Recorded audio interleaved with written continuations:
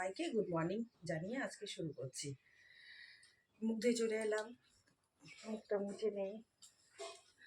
আর কিভাবে আমি সকাল 7টায় উঠে সমস্ত কাজকর্ম করে ঘরে বাইরে সবটা সামলে নিচ্ছি সেটাই তোমাদের কাছে শেয়ার করবো।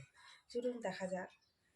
এখন উঠে মুখটুক হয়ে গেছে ধোয়া, এখন চা খেয়ে নেব, তারপর দিনটা শুরু করা যাক গরম গরম চা দিয়ে। চলুন খাওয়া যাক চা। বাবু এখনও ঘুম থেকে ওঠেনি, ও ঘুমোচ্ছে। ও ঘুমোতে থাক, আমি এদিকে চা খেয়ে নিই। ওকে তুলতে হবে বই পড়ার জন্য। সকাল সকাল ও উঠতে পারে না। চা নিয়ে নিয়েছি, এটা খাওয়া যাক। এখন টেবিলে বসে চাটা খাবো।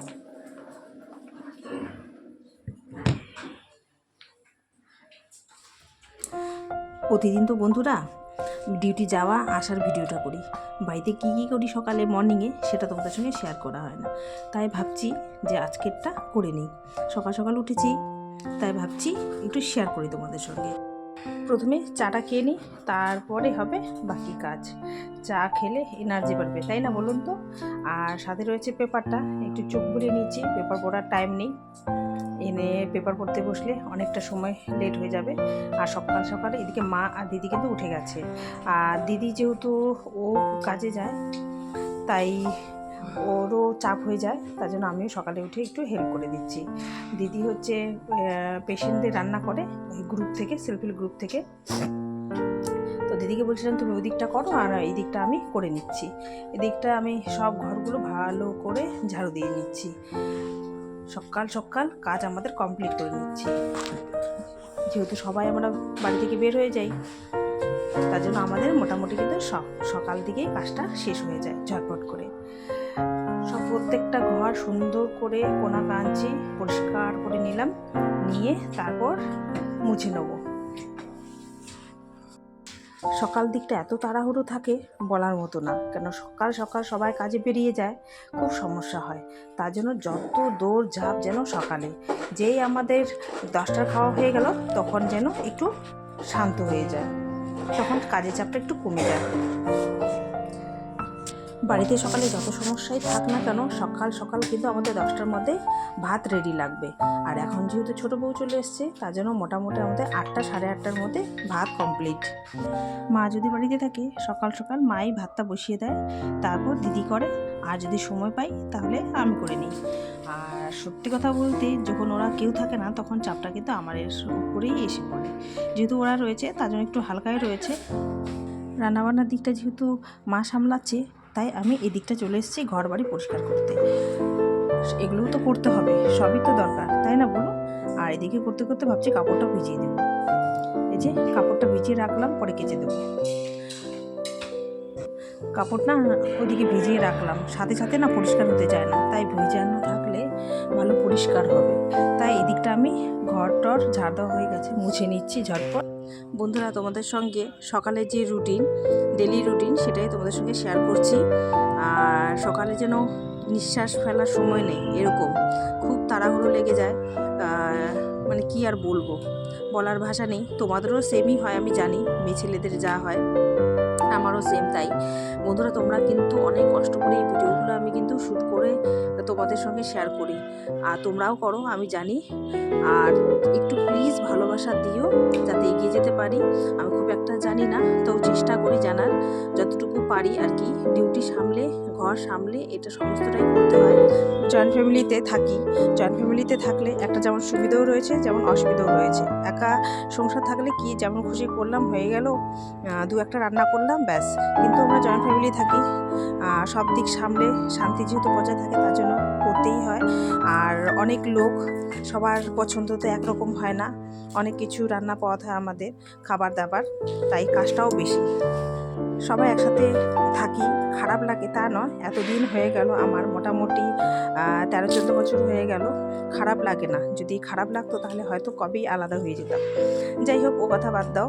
আর বন্ধুরা, আমি কিন্তু তোমাদের জন্য এটা শেয়ার করলাম, প্লিজ তোমরা দেখে নিও আর ভালোবাসা দিও। কীরকম লাগছে একটু কমেন্ট করো, তোমাদের মিষ্টি মিষ্টি কমেন্টের জন্য কিন্তু আমি অপেক্ষায় থাকি। আর আমিও তোমাদের সঙ্গে, তোমার পরিবারের সঙ্গে একসাথে চলতে চাই। আর কথা বলতে বলতে এদিকে সময়ও হয়ে গেল, এই যে জলটাও ভরে নিচ্ছি, কেন 2 টাইম জল আসে, সকাল আর দুপুরবেলা তো খুব একটা থাকা হয় না, সকালবেলাটা বেশিরভাগটা জল আমরা ভরে নিই। যেহেতু বাড়ির সবাই চলে যায়, মা থাকে, মা মাঝে মধ্যে আবার মেয়ের বাড়িতেও চলে যায় জলপাইগুড়ি। যাই হোক, এগুলো করে স্নান টান করে একবারে চলে এলাম পুজোর ঘরে। পুজোটাও সকাল সকাল হয়ে যাচ্ছে, আমাদের সমস্ত কাজ কিন্তু সকালেই তাড়াহুড়ো। সকালের কাজগুলো হয়ে গেলে কিন্তু আমাদের আর চাপ থাকে না। এই যে পুজো করে চলে এলাম, পুজো দিয়ে নিচ্ছি। ওদিকে কিন্তু কাপড় কাচাও হয়ে গেছে, ওটা আর শেয়ার করতে পারলাম না, এত তাড়াহুড়ো রয়েছে, সকালবেলাটাই তাড়াহুড়ো। এই যে পুজো দিয়ে দিচ্ছি ঝটপট। আর বন্ধু বলবো, দিদি বলবো, দাদা বলবো, সবার জন্য আমার ভালোবাসা রইল। সত্যি তোমরা এইভাবে আমাকে ভালোবাসা দিলে তাহলেই কিন্তু আমি এগিয়ে যেতে পারবো। বারবার এক কথাই বলছি, আর তোমরাও ভালো করে জানো আর আমিও ভালো করে জানি, একে অপরের পাশে যেমন করেই হোক দাঁড়াতে হবে, আর পরিবারটাকে আস্তে আস্তে করে বাড়াতে হবে। হয়তো অনেকটাই সময় লেগে যাবে, কিছু করার নেই। তোমাদের সঙ্গে কথা বলতে বলতে এদিকে সময় হয়ে উঠলো। দেখো, ঠিক ঘড়ির কাঁটা 10টায় সব কাজকর্ম আমার মোটামুটি কমপ্লিট হয়ে গেছে, ঘরগুলো মোটামুটি গুছিয়ে নিয়েছি যতটা পেরেছি আর কি, একটু শেয়ার করলাম।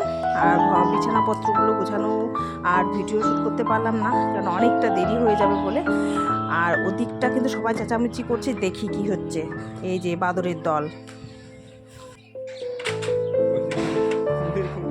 ওই যে মুড়ির কৌটা বিস্কুটের কৌটা নিয়ে সব চলে যাচ্ছে ঘরে ঢুকে, তাও আবার প্রেজেন্ট থাকাকালীন। এত অত্যাচার, বাপরে বাপ। ওই যে একজন আবার উপরে বসে রয়েছে,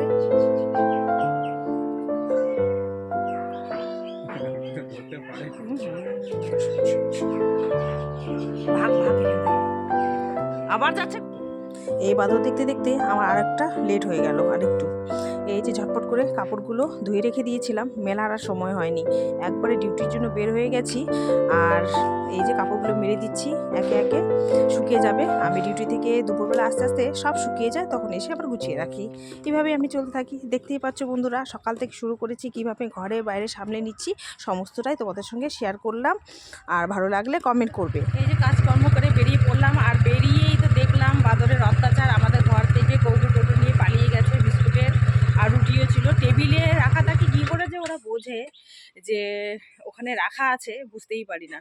কত আর সাবধানে রাখা যায় বলুন তো, কোথায় রাখবো।